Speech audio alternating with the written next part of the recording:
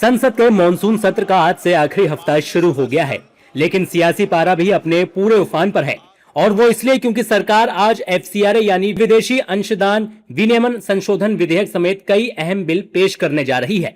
सबसे खास बात यह है कि गृह मंत्रालय से जुड़े इस बिल पर खुद गृह मंत्री अमित शाह सदन में जवाब दे सकते हैं। उधर कांग्रेस ने अपने सांसदों को 10, 11 और 12 अगस्त यानी 3 दिन का व्हिप जारी कर सदन में मौजूद रहने के निर्देश दिए हैं। दरअसल मानसून सत्र की शुरुआत से ही विपक्ष लगातार पेपर लीक, छात्रों पर पुलिस की कार्रवाई और चढ़ावा चोरी समेत कई मुद्दों पर सरकार को लगातार घेर रहा है।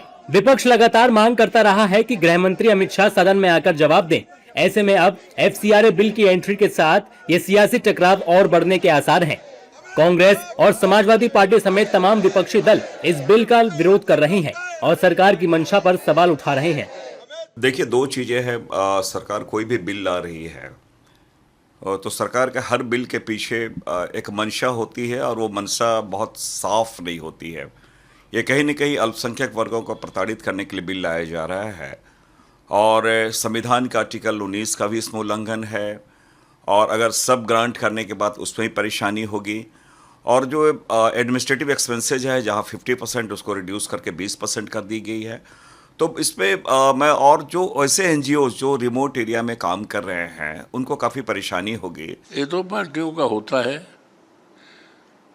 व्हिप जारी होता है कोई आम मुद्दे पर, जब सदन में बातें आने की संभावना रहती है तो सबकी उपस्थिति अनिवार्य रख दी जाती है, इसीलिए व्हिप जारी किया जाता है। हम लोग पूरा विरोध करते हैं। हम समझते हैं कि हिंदुस्तान में समाजसेवी संगठन को काम बंद करने के लिए, बीजेपी के हाथ में लेने के लिए काम ये किया जा रहा है और ये एकदम खराब कानून है, क्योंकि ये बोल रहे हैं कि आज से नहीं, पहले भी कोई पैसा लिया था विदेश से उसको सब प्रॉपर्टी दिया जाएगा।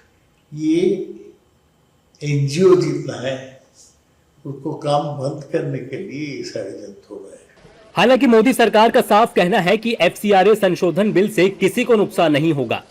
देखिए, FCRA जो अमेंडमेंट बिल है उसमें 3 प्रमुख प्रावधान है और मुझे लगता है कि किसी भी जेन्युइन NGO को उससे किसी भी प्रकार की कोई आपत्ति नहीं होनी चाहिए।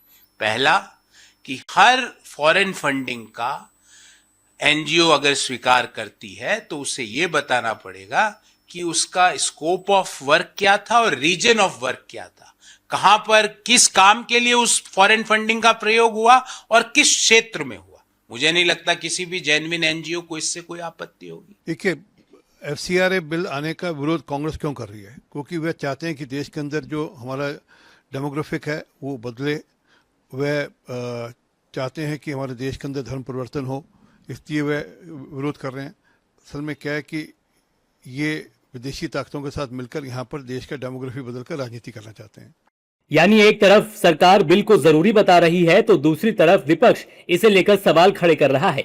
अब सबसे बड़ा सवाल यही है कि क्या अमित शाह विपक्ष के सवालों का जवाब देंगे और क्या सरकार इसी हफ्ते FCRA बिल को पास कराने में कामयाब होगी, क्योंकि मानसून सत्र का ये आखिरी हफ्ता है और इस आखिरी हफ्ते में बिल भी होंगे, बहस भी होगी और सियासी टकराव भी खूब देखने को मिलेगा।